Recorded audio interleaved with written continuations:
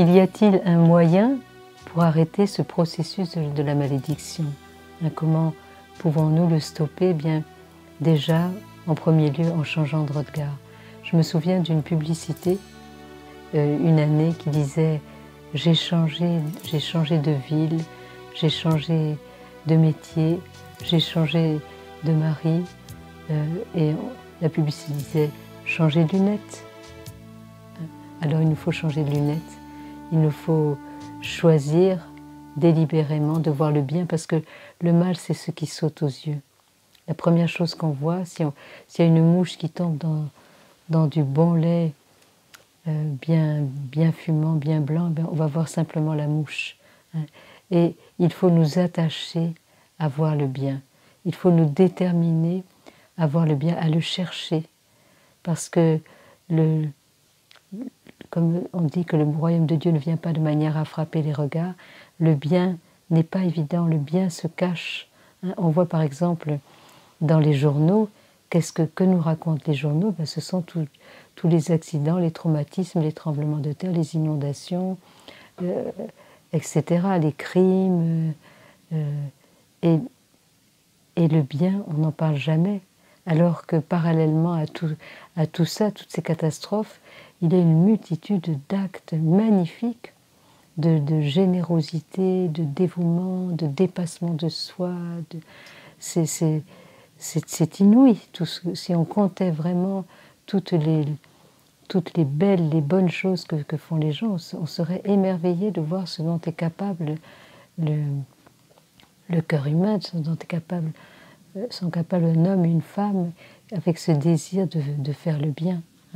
Donc, changer de regard. On voit, il est tellement facile de voir le détail qui cloche, de voir les défauts. Le mal, il est évident. On n'a pas, faut pas être sorcier pour voir le mal. Il est visible à l'œil nu. Alors, cherchons le bien qui est de l'ordre du monde invisible. Le bien est plus caché, et il nous faut un regard plus intérieur, un regard qui dépasse les apparences. Je me souviens de cette belle expérience que j'ai faite. Je me suis retrouvée une fois en prison, non pas parce que j'avais fait quelque chose de mal, mais c'était j'étais invitée pour donner une conférence. C'était au Canada, et c'était donc à des prisonniers.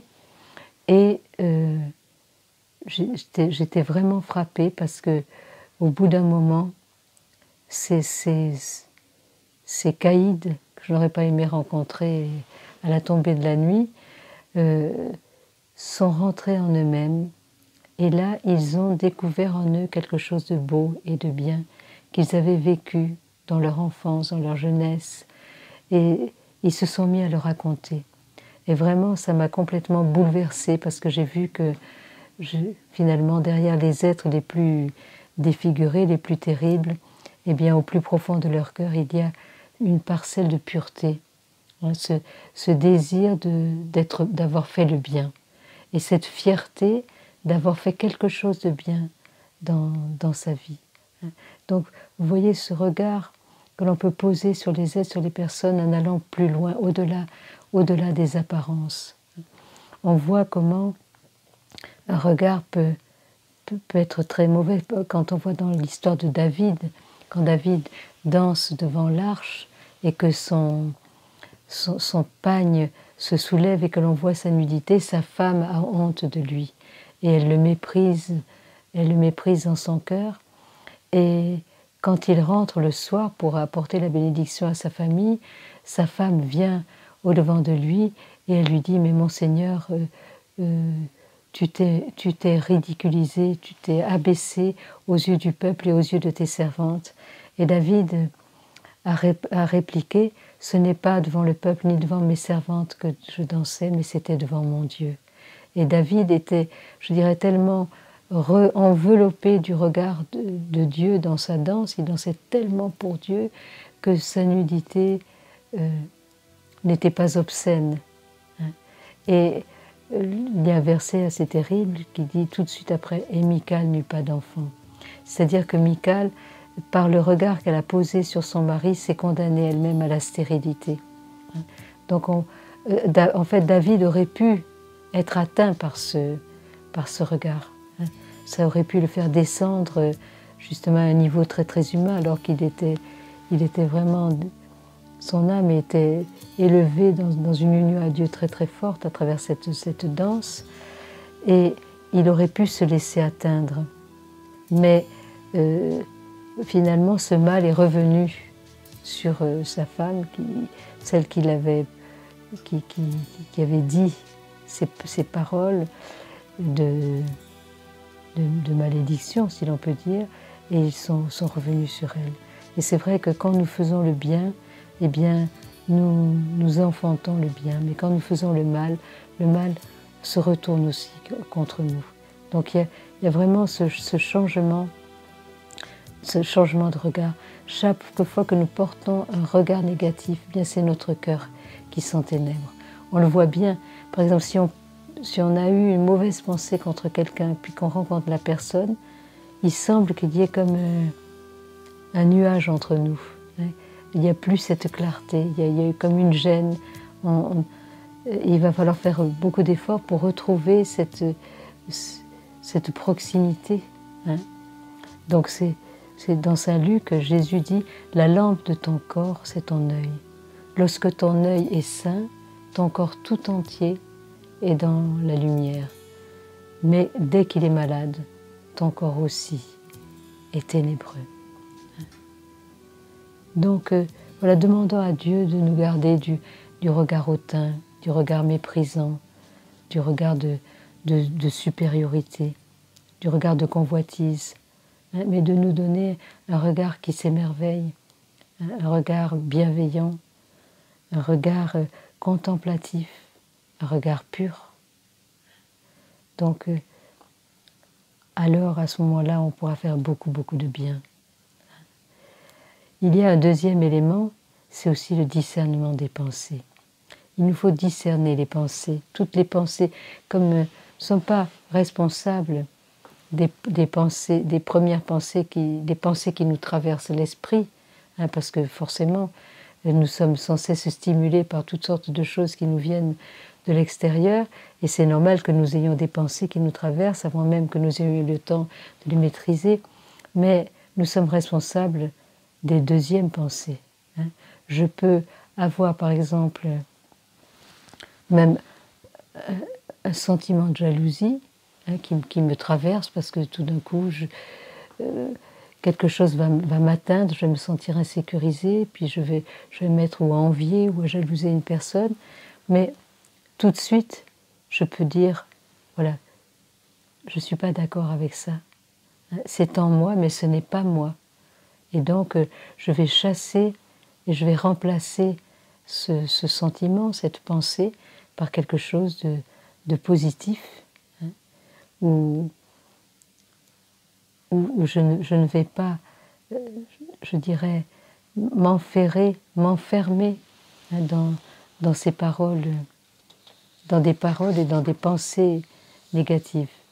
Donc, quand une pensée arrive, il faut savoir que nous avons la possibilité de l'accueillir ou de la repousser. Il y a des pensées qui tourbillonnent comme des mouches, et surtout quand on veut rentrer dans la prière et dans le silence intérieur, alors à ce moment-là, il y a tout un bourdonnement de pensées qui nous traversent, et il faut les laisser nous traverser. Mais il faut surtout pas, il y a certaines pensées qu'il ne faut surtout pas laisser entrer, parce que si nous les accueillons, si nous acquiesçons à ces pensées, alors ça va être beaucoup plus difficile de nous en débarrasser. Ce sont des pensées qui vont nous posséder. Et nous devons donc nous engager dans ce combat avec les pensées pour ne pas les laisser nous envahir et prendre possession de nous-mêmes. Voilà. Et en fait, il y a des pensées qui sont changeantes. Un jour on pense ceci, un jour on pense cela. Ça, ce sont nos propres pensées.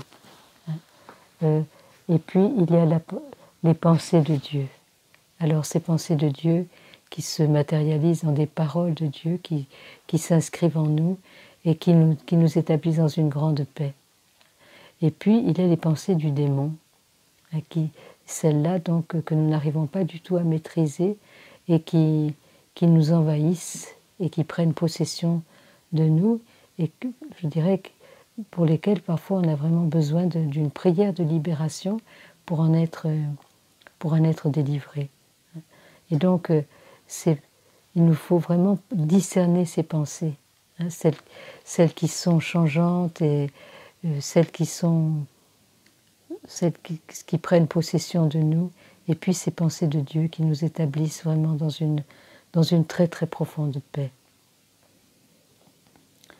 Et je dirais qu'il y a aussi un troisième aspect, ça va être le choix des mots. C'est Élisabeth de Saint-Pierre qui a écrit un livre qui parle des mots qui véhiculent des forces. C'est-à-dire, les mots véhiculent des forces positives ou des forces négatives. Le choix des mots que nous allons faire va être déterminant. Alors, c'est Hirsch qui dit « Pour parvenir à la crainte de Dieu, nous devons exercer un contrôle incessant sur nos paroles.